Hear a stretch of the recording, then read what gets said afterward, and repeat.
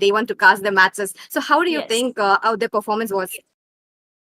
Honestly, they have started out so strong in the Mythic Showdown. Their first one was a 2-0.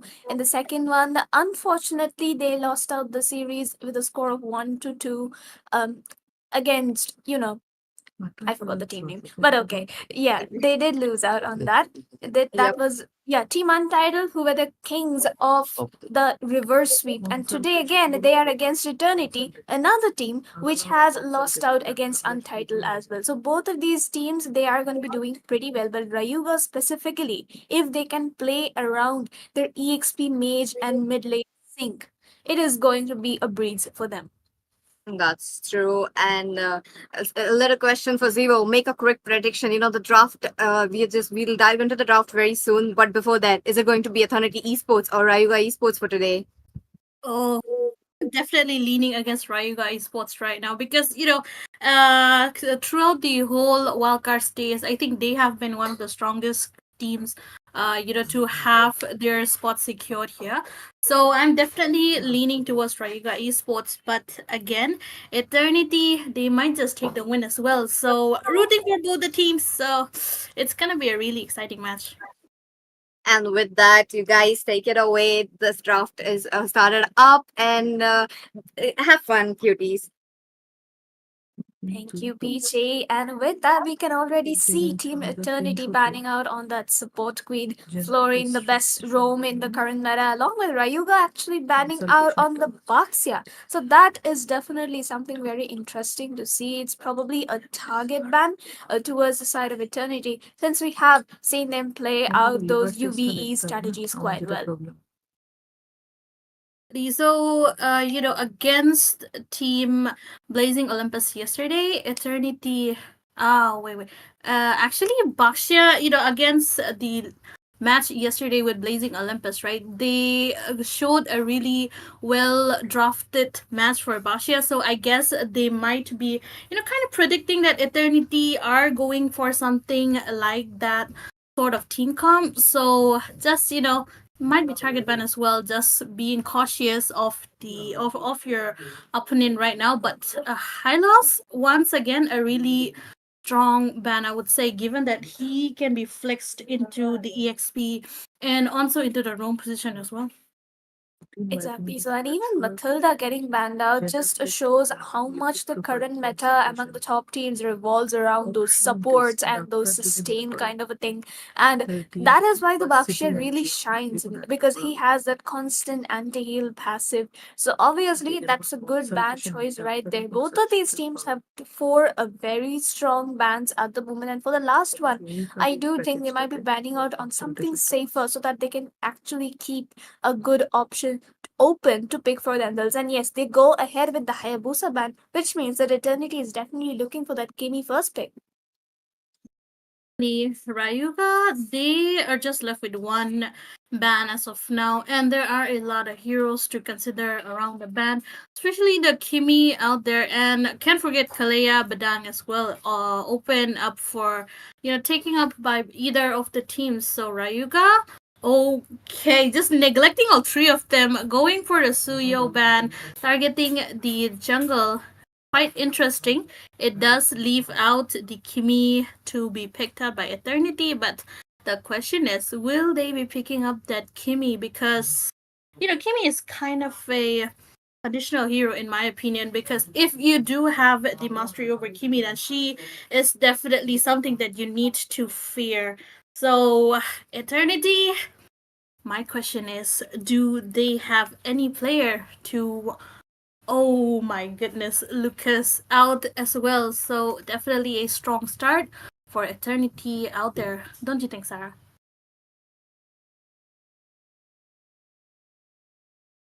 Oh well, I guess our Sarah is out there looking for Naruto, maybe. But back to the side of Team Rayuga Esports, Chocolate Chan and Rocco out there. They have a lot of options to pick up as of now. The Kimi is still open out. Kalea Badang as well can definitely go for the student and the teacher combo out there. So quite the diversity of choices coming in for Rayuga Esports, but they are definitely, oh my goodness, the counter for Lucas getting picked up, the Valentina in the hands of Rayuga Esports, and Kalea as well in their hands. So definitely quite the counter picks coming in from their side as well. Yeah, that's actually well said, and apologies for the little bit of a network issue right there. But then again, it's Lucas, right? He can sustain, and Valentina can't. So as the game progresses towards the mid to late stages, it is going to be a big question as to how much the Valentina is able to use up that Lucas ultimate. But this does also give Team Eternity the leverage to still pick up on the Kimi in the mid lane, which might just be a winning lane. But then again, they do need to figure out on which EXP laner or the Romo to pick up. I was thinking of the Badang, and obviously Oh there my comes the goodness. Badang as a counter. A clash of meta heroes definitely coming in for both the teams. You know, Team Rayuga, they had the chance to pick up that Kimi and the Badang all together, but I do get the Valentina, but I think they could have saved her for the around the third pick. They could have prioritized the Badang or either the Kimi out there, but I guess they do have a plan for themselves since it is a best of three. So I guess they are kind of testing Eternity Esports out as well. But a Gatot Kacha out there for the Rome. Two knockups coming in for their side.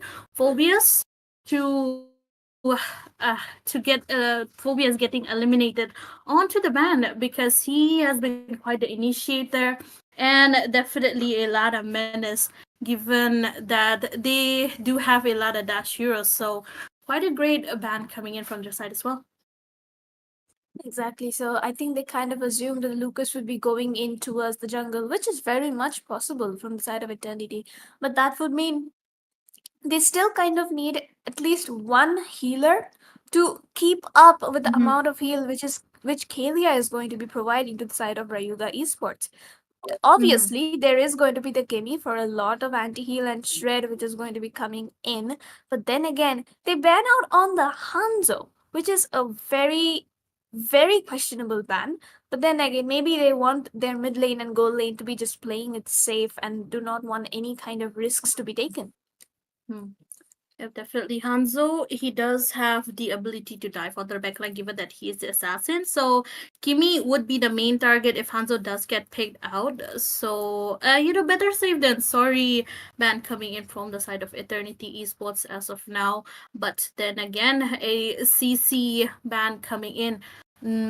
Quite a good ban given that they have the Gatot on to the EXP, and given that it's a Badang, it can be still in the roam position or in the EXP. So definitely being a better save than sorry ban coming in from their side as well. And not to mention Alpha, because they are, Alpha is quite a good contender for a Lucas, especially in team fights, given that he does have the true damage potential. So quite the target around the jungle bats. Exactly. Like it's like both these teams are just targeting the EXP and the jungle because from the side of Rayuga, they have definitely banned out on Dark's heroes, the Phobias, the CC, and even Mhm. Eternity has banned out on the Hayabusa, the Alpha, as well as the Hanzo. And with that, we can see Rayuga will easily pick up on the Irithel, which is a very good pick against the Kimi because you can't really keep shooting the Irithel while she's running around you, and even it will be hard for the Badang as well as the Lucas to catch up with her because Mhm. of her movement speed. From Mhm. the side of Eternity, though, to counter that, they definitely need a goal laner. Maybe, just maybe, the Moskov could come in, the Harith could come in, provided the fact that the Kimi is going to the mid lane. And for the otherwise, it is going Oh, to be the X-Spark in the jungle.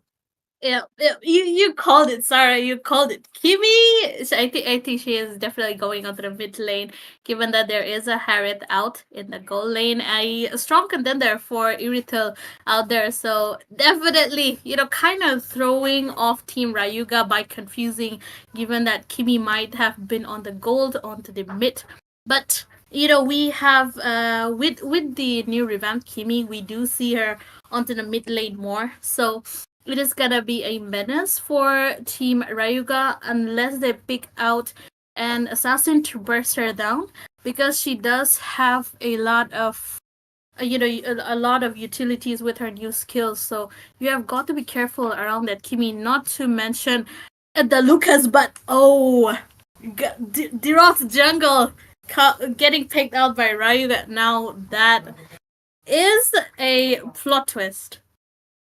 Of course, it's Silverhawk, and he is on the Derot. This is something Eternity has to watch out for. He's going to jump out on you at literally any single point of the map, and you have nowhere to hide, and he'll take you down in a 1v1. And rest of the game, he's gonna be split pushing. So watch out for your turrets out there. Other than that, I think in terms of draft, Eternity does win this. But in terms of comfort picks and sync, I do think Rayuga has a slight edge. Oh, yep, certainly. And not to mention their late game. They have secured the late game as well. And the early game is looking quite strong for both the teams as well, given that both Lucas and Dero does deal a lot of damage after reaching their level 4 mark. So it is gonna be, the battle between comfort and meta mixed up all together. It is gonna be quite interesting, and I'm very, very excited for this match to come. And with that, ladies and gentlemen, welcome to the land of Dawn. One of the most deciding matches onto who of these two teams moves on towards the next stage of the tournament, because whoever loses gets eliminated right here and today. It's going to be a best of 3, and we have started on with the first match of the day. Certainly, the first match of the day, and quite gonna be an interesting match out there. But so far, both the teams are just going around having a little bit of skirmishes here and there to start taking the map control in their hands. Now with an Irithel with the Purify, she does have advantage to go against the stun of Badang, but I think, in this case, she could have gone for the sprint to, chase around, because there is an X-Borg. So, Sarah, what do you think about that? Purify or Flicker or the sprint? Honestly, onto Irithel, the Purify is a good thing because she does have that movement speed coming in from her ultimate itself. Even the sprint could have been a decent choice, but then considering the fact there's a Badang, she needs that Purify, just those clutch moments just towards the end of it. That's what really is going to matter here. And the turtle is coming up, so obviously we're going to see a lot of fights coming in. Yep, definitely. And we do see Rayuga assembling around the turtle already. Same with Eternity Esports as well. Chocolate Chan is around that bush. Maybe going for the buff before the turtle soup, before they get the turtle soup. But Harriet does seem like he is struggling against Irithel quite a bit, or they are, equally matched, at least for now. And the Tet 7, he is just forced to stay inside his own turret as of now. But still, Rocco trying to go for the zone, but looks like he has Sakura out there though. Okay, we can see the Tsunami Slam coming in. There goes Unleash the Beast from Dark, from ASAP Killia, but he's going to be taken down. Dark also uses the Elastic Insanity, but will be taken down right away. Irithel rotating all the way from the top to the mid lane just for that one engage, completely winning it out for the side of Team Rayuga Esports. Yep, certainly. That was a great move coming in from Rustine Cole, right? After reaching that level 4, just leaving her lane to have to have her team a better advantage in that T fight. But X-Borg is forced out with his last insanity, but still, Chocolate still going in. Okay, Dark is going to be taken down. That was an unfortunate 2v1. Kimi missing the ultimate. Unleash the Beast comes in from Asad Kelly. He's going to take down Abyssal in that fight. Chocolate still sustaining as much as possible. But it's a 3v1 and he is going to get taken down in that fight. Yep, a Naruto versus a Sakura right there. Although we have seen Sakura beating the absolute heck out of Naruto, But right now, I think it was Naruto who did get a clapback on Sakura. But as of now, both the teams are quite stabilized. Although goal lead in hands of Rayuga Esports, they have been quite aggressive, and their positioning is definitely on point as well. So giving the attention where it is needed. But right now, Saika. You can see the Badang with the walls right there, but Lucas will be getting that killing spree before the second turtle is even going to start up. Team Eternity, they seem to have caught up in terms of goal, just a mere 500 in favor of Team Rayuga, and even the kill count is just 1 in favor of Rayuga instead of the initial 3 which we had seen, which means that Rayuga is making the mistakes while Eternity is seeming to learn their patterns very soon. Yep, certainly. Eternity is catching up onto Rayuga, and I think it is something that Rayuga needs to, watch out. Despite having the early game advantage, they are kind of the advantage is kind of slipping onto the side of Eternity this time. But that 7 falls down. That is a 1 versus 2. I think Rayuga, they are just gonna be giving out that turtle onto Eternity. Exactly, they did not have the potential to actually contest it, with Silver's retribution having been already used up, which means that at this moment, Team Eternity will have a free privilege of getting those turtle shields, plus also trying to push down the bottom lane because they can see that the top lane has already been demolished by Rustin as well as Silver. Look at Silver going in for the engage, finds the kill onto Rustin full, but there comes the AOG onto the bot lane. Tsunami Slam will be used onto Dark, his shield getting bursted out right away. Valentina with Unleash the Beast instead of ASAP Killier, who's saving up his ultimate for the mid fight. But now, Team Rayuga more on the move here. They can find the mid lane tier 1 pretty easily. Rithel is there for the push, but I'm trying to use the Fist of Zen just to clear away that wave. A major resource getting wasted right away. A great move coming in from Rayuga to have the resources used up, since they are quite at a disadvantage against a Badang because he does have the CC and the gather capability. But as of now, Flicker baited out from Vishal out there. Kaylee, look at that. He is going in for the engage, and there was the Tsunami Slam at the perfect position, but the AOG does hit people, but will miss out on the major targets. Every one of Team Eternity getting caught out very low. Neko Scream trying to escape. Does get the immobilize onto Rustin, but a smart play coming in by him. He is at the moment at a 4-0-0. He definitely has that carry potential. And look at Chocolate Chan once again clearing out the mid lane, trying to get that tier 1. While on towards the bottom lane, Eternity is still managing to find their hands on the first turret of the game.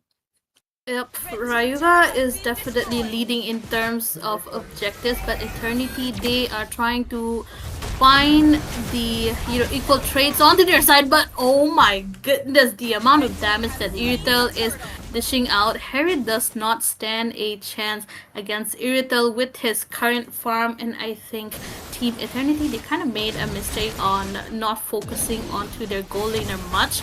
But a lot of resources getting used up out there, and Dark gets taken down, but Lucas.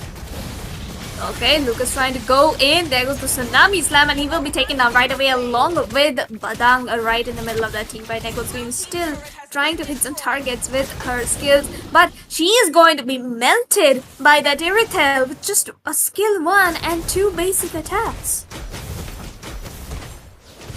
Oh my goodness, Rustin on Earth. I mean, she has been, she has been on top of the marksman meta tier list as of now, given that Granger received the, a little bit of a nerf in his side. So Iritel definitely climbed on to the ladder, but as of now, with the with no one to actually go onto the backline to burst out the Iritel, oh my goodness, look at the amount of damage coming in though, Sarah.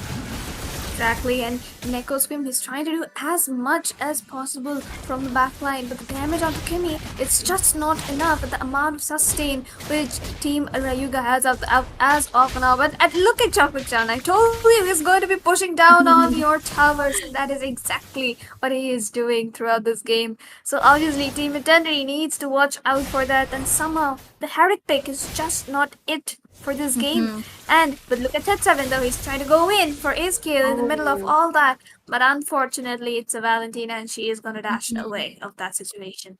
Valentina is just too far for Harriet to catch up with his, dashes around. Given that he does need his Zaman force to, have the considerable amount of dashes to burst someone down. So definitely a waste of resource out there, given that they have a Lord spawning in soon. But Vishal spots out Badang right on point, successfully warding him off away from the Lord, while Rayuga just takes it out with absolutely no contest. I mean, look at the amount of zoning coming in from Rayuga though. Exactly. That's the thing which Mhm. Visal and Rocco just do for Rayuga, right? They are just such strong pillars for the side of Rayuga esports, and that is the only reason why Rustin and Ascale have such an easy time throughout the game. And but this also means that Team Eternity, they are on the back foot at the moment, and as the game is progressing, the Iritel is just going to be powering up and up, while Team Eternity, they have already reached their power spike limits. So obviously, Team Rayuga will be winning out on the team fights. Yep, certainly they would be winning on the team fights, but oh right now it is a 3 versus 2 situation. But Eternity, they are forced to go back as the Lord is about to hit their top lane inhibitor, given that they do not have the holy shield as well. So it is gonna be quite a menace for them, a lot of pressure onto their side, and with Irito just getting out that farm, it's gonna be quite hard for them. But as of now, it does seem like they are looking for a team fight out there. Look at that, the AOG getting used up and Rustin trying to hit the Necro Scream right Oh my inside their own goodness. base. The lasting insanity gets used up. Dark will be caught out there, but he manages to dash away to safety. But there is no Badang, there is no front line at the moment for the side of AE. Will they be able to defend it? But look at Rocco though, gets the taunt, gets the legendary, and double kill for Rustin right there, who's gonna be hitting from miles away. Mobilize comes in, but there comes the Purify onto play. ASAP Kelly does find the shutdown, but will be taken down himself under his own inhibitor turret. He's killed though, trapped in the middle of two people inside the base, but the backup is here. There comes the Tsunami Slam, and there comes the wipeout from the side of Rayuga Esports as they manage to find a triple Oh. for Eskill, and also the base turret goes down. The first match, 1-0 lead, all in favor of Team Rayuga Esports. Played by Rayuga Esports. The rotation on point, the draft definitely on point. We were talking about Eternity Esports winning of that draft, but Rayuga, their execution was just on point to take down the draft for Team Eternity Esports. And PG, I hope you were watching the match. And what do you feel about the match? My God, what a match just we have seen. And giving Silva the Dairot. I feel like the Dairot comeback is definitely coming in this meta, though it is considered as a non-meta, something that is not preferred. But I really love how Chocolate Chan is actually rocking it. The whole match, every single area, Rayuga Esports, they made sure to capture it down on their hands. I really love that how they were playing around. Exactly. And like I said in the draft itself, that Team Rayuga, they are playing around their comfort picks while Team Yes. Eternity went full meta. Yep. This is what shows in a true sportsmanship contest of this level that comfort always wins over meta. So we'll really have to see what Eternity takes away from this game number one and what kind of a draft they want to implement in game number two.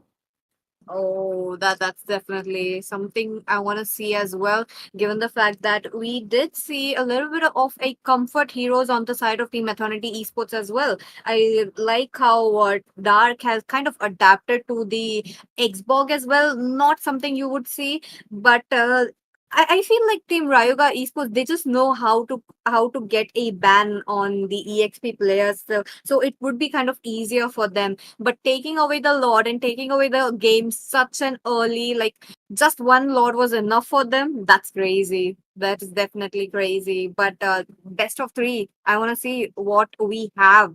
maybe 3 matches, maybe 2 matches, but both of the teams are definitely strong enough. And as you guys know, in this stage, the group number A, only two teams will be moving forward. The teams which will be having the most points will be moving forward. Let's see if it's Team Rayuga Esports today or Team Eternity Esports, because both of them surprisingly are on the same points. What are the chances that they will be matched up today?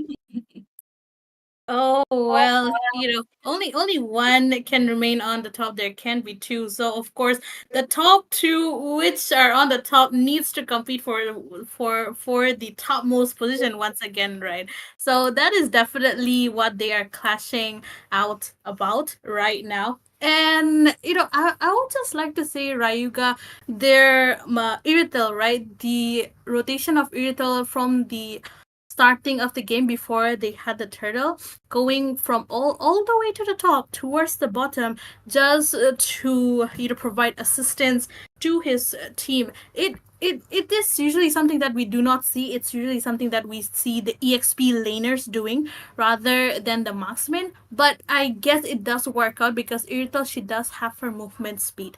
So it was just already a banger from the start. I do agree with you. That is definitely a banger performance coming in from the side of Team Rayuga Esports, but Eternity Esports, they have to buckle up. Though the draft was good, definitely there were no holes in it. There were no, execution part. I feel like Neko's Queen getting caught out quite a little bit off guard. Plus, even the Harrod getting no farm was definitely a problem for them. So this game around, maybe onto the game number two, they have to make sure that they don't get caught like that and try to get their marksmen farmed up as well. For Eternity Esports, it lies into the hands of Ted as well as Dark. I feel like Dark does have some say when it comes to the team fights, because give him the 4 years, he will be performing well. But when it's banned, they know the respect is definitely there for him. Yep, that's well said. And honestly, this draft entirely was focused on Dark's picks and as well as the jungler's picks. So they did pan out on those comfort heroes exactly well, and Rayuga knew that if they don't give any of the comfort to Eternity, Eternity wouldn't stand that much of a chance in the main team fights. And even during the match itself, we could see Dark's Firag armor getting melted out way too soon before a major team fight even started, so he couldn't use up that lasting insanity to deal any kind of impact. That is what went wrong. That's true. That's true. And onto the game number two, we will be diving very, very soon after the results screen. So, I'm curious for the side of Team Eternity Esports, Zio. Should they be start making those respect bans as of now? Because you have seen Team Rayuga Esports play such heroes. They were on the comfort heroes, and they went in for some kind of a tanky composition. Their frontliners were strong enough. They had the Mm-hmm. Kalia onto the EXP. They had Rocco. They had the Gatut Kacha onto the the front lanes as well. So Mm-hmm. front laners, they weren't able to melt it down. Even with the Harrod, they wouldn't ever with the Xborg as well. Xborg, do you agree that the Xborg was a full pick here? Oh, definitely. Because if we did look back at the drafting phase, most of the EXP heroes that we usually see were banned out from both the sides. So it was definitely forcing Dark to pick out something that they knew that they could have the counter out. So yeah, it was just not working out for Team Eternity. And the question that you just said, they should start considering banning out the heroes which they think are gonna be a problem towards them, right? If we look at the Iritel 914 KDA in his hands, so definitely if you are able to contain the Iritel in the next match, if you have a plan, then definitely go for it. If not, then I think you should start drafting something to counter out whatever the strong point of Team Rayuga is for a chance to have a comeback in this match.